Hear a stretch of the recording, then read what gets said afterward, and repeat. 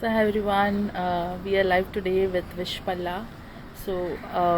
Vishpala has a very impressive portfolio. She's the founder of Eki Beki Association, and they are helping lives through crafts. Also, uh, Vishpala, has a technology background. Also is a graduate from NID. So I'm so happy to have her. We are going to ask her some really interesting questions.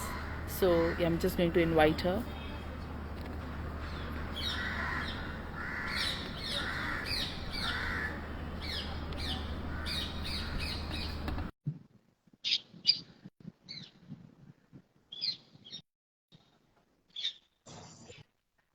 Hi, Ami. Hi, how are you? I am good. Acha, I'm not able to see Not myself. able I'm to. hoping I'm Yeah,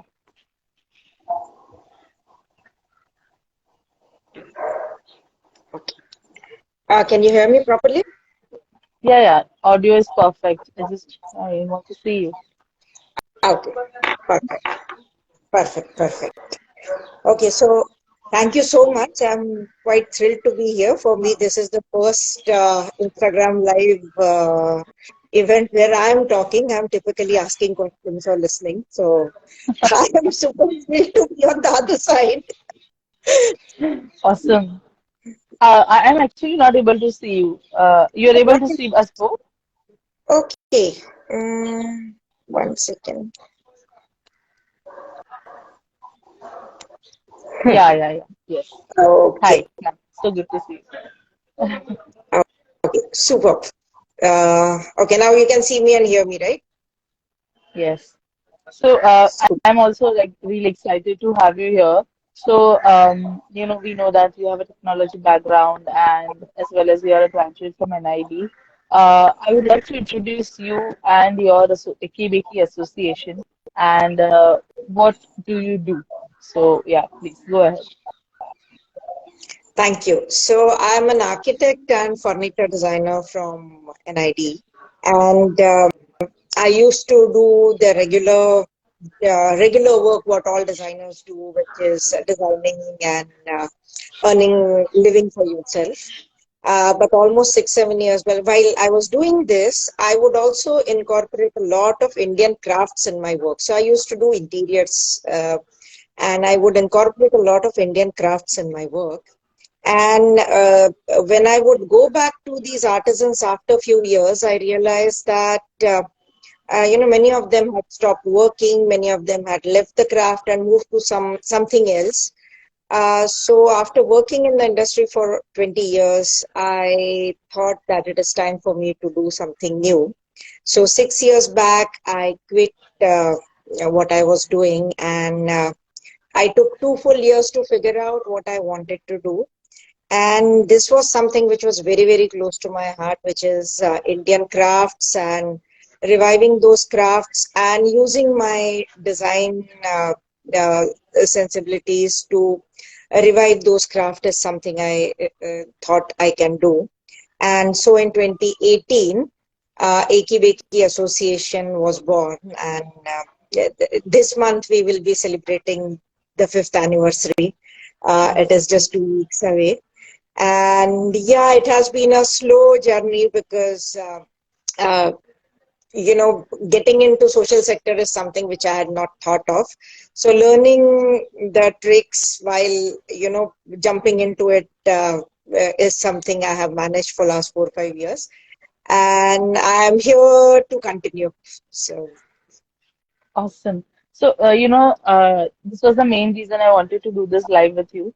So, usually when you hear about NGOs and the social sector, it's always like, हाँ ठीक है, life set होने के बाद करेंगे. But I've seen you, I met you, and even being in your presence, I was like, yeah, I mean, she's definitely a woman to be recognized. Uh, and I thought that let's talk about how anyone can, not anyone, but someone who really feels like they want to make an impact can get into this sector at any point in their life, when they are ready, and also get profits from the same while helping others. So before we come to that, I would like you to, if you can, share some of the crafts which you do make with your artisans. And yeah, I mean, let everyone see what they create. So actually, the very first craft cluster we started working with is copper enameling. It is in Alibag, and I came in contact with these artisans almost 18 years back.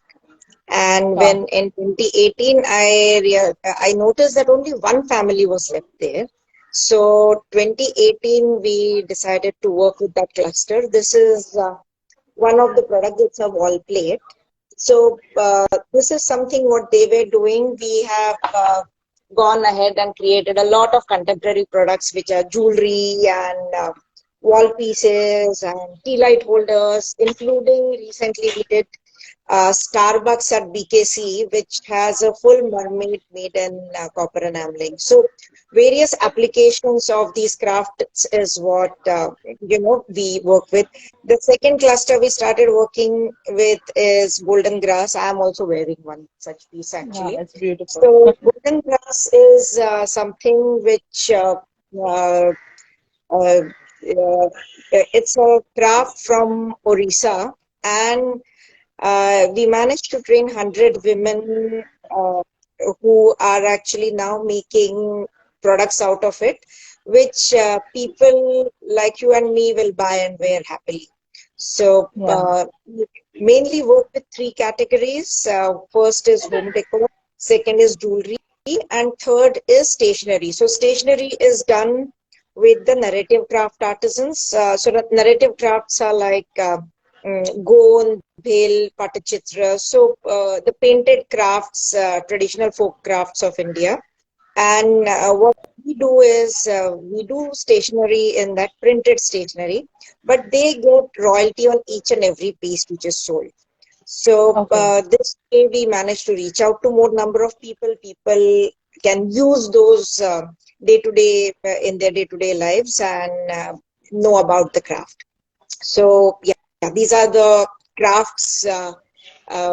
We work with almost 15 to 20 crafts, and many of them Wow. have just one or two families left. It's very few families are left. So our whole idea is how we can make that sustain. So one very short story I would like to say is in copper enameling, Please, please.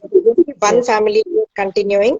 Now the third family is wanting to come back, and the best part is three young artisans who are well educated and had the job prospects of coming to Bombay and working somewhere else have gone back to the village. They are staying in the village and taking the craft to next level. So that is something I feel is a big win for us, where the younger generation is wanting to come back and they have a chance of livelihood through it. Amazing. So you're impacting the current and the future generations. Yes. Can I ask, like, how many people are you like, have you employed or have you trained and are currently with you? So we work in two ways. So Eki Beki Association it's a small organization. We have 10 women. We don't have we all 10 are women. So we have a staff of 10, and all are girls and women from various parts. Like from US till Alibag, we have three girls who are from rural Alibag, manage the back end, wherein the business development person sits in US. So we have all type of people working here. We have so far trained over 450 people, and Wow. over 60% are women.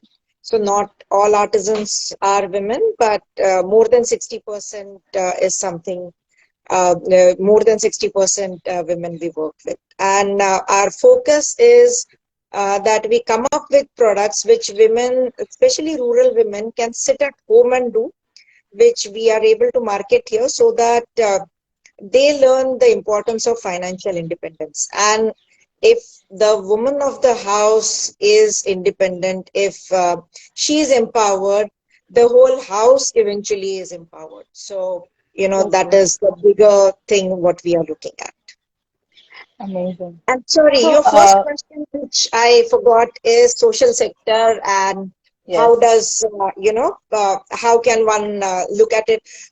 So in fact, it's high time that we get well educated, professionally qualified people in social sector, because that segment actually needs good thinking to take it forward. So instead of looking at any of the social problems with pity, if we can see how we can resolve those problems and move forward, that is what can solve all our problems. And it is not very difficult. There are many people want to contribute to society. Some contribute through money, some contribute through their efforts. So there are Others.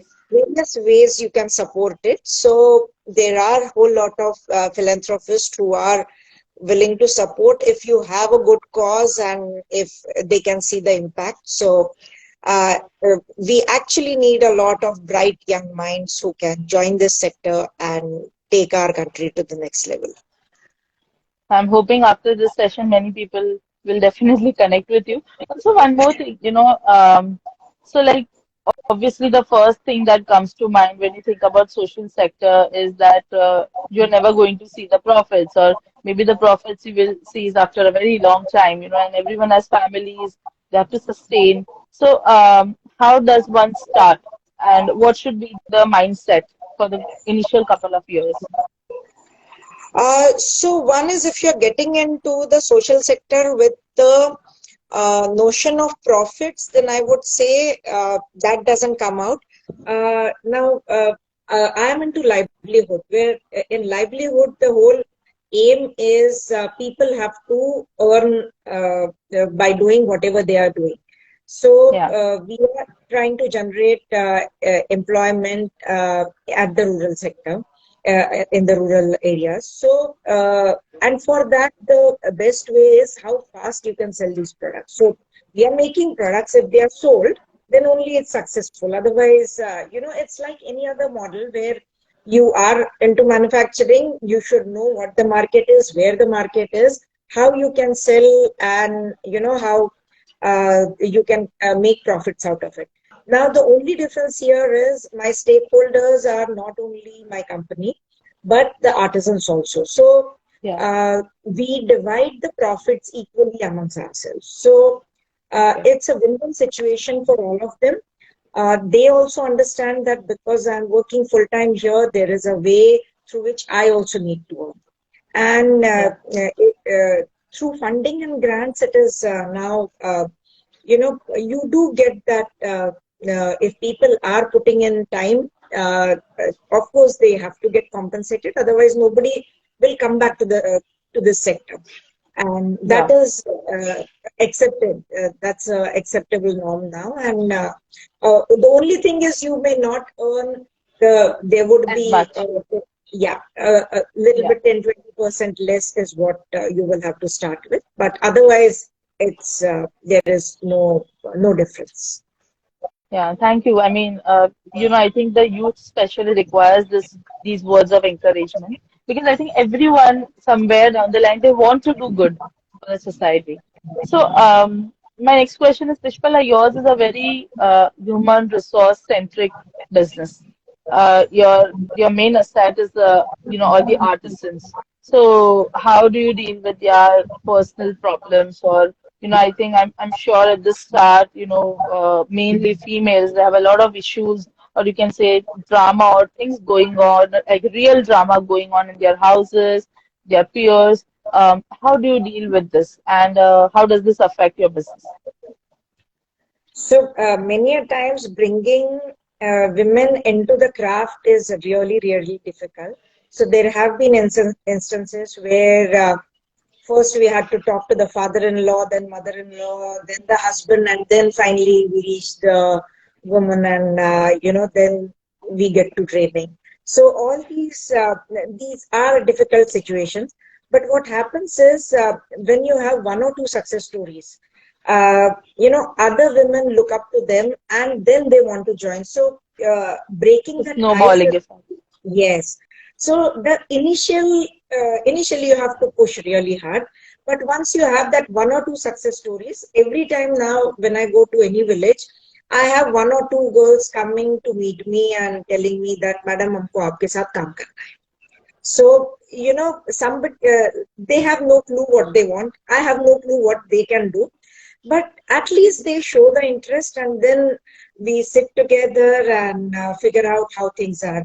So, just to give a small example, my backend at Alibag is managed by three 20-year-old girls.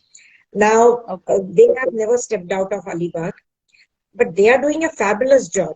We started with one girl, she got her friend. Now these two girls have got their other friend, and they log on to computers in the morning. They see what orders are there. They take the printouts. They pack the merchandise. If it's not with us, they'll call the concerned artisan immediately and take the delivery, dispatch it. So all this they are managing on their own. So, and they have become aspirational models in their own villages. So, not only the artisans, but the whole ecosystem around the village also develops with this. That's amazing. That's so good to know. And so there's so much positivity in what you just said. So, what's the next, like, what's the future plan for Iki Beki and yourself? So, in fact, we were just making our budget plans for 23-24, and we now have two proven models where we have worked with the people in that area and made them self-sufficient. And now we feel confident that we can reach out to bigger CSR projects and bigger government projects where they want to reach out to. Currently, our reach is in hundreds. Now, Hmm. based on this, we are happy to make this an open source model through which other agencies can, we can work, collaborate with other people, and we want to reach out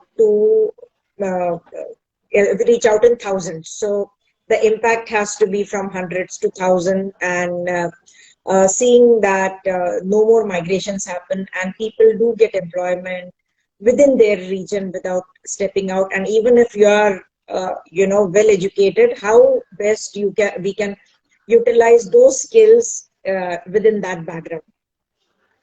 Okay. I mean, all the best. Also, I would like to, coming back to the prior question, I forgot to ask this. So there's so much of logistics, which is involved. Like, artisans produce, then it goes to, your other assistants, like you said, those three girls in Alibag, and then it comes to probably a warehouse, and then, because you're selling online as well. So maybe through other portals, and then the actual delivery happens. So, what do you think is the most important process in this entire line of logistics? So you have to be very clear about the whole value chain. Now, if there is a gap between any of these, the final product will not reach. So we first insist a lot on training the artisans where they understand themselves what quality means. So, earlier when they were making things, if we have asked for 6 inches and green color, they would send 7 inches pink color saying, yeah, available tha.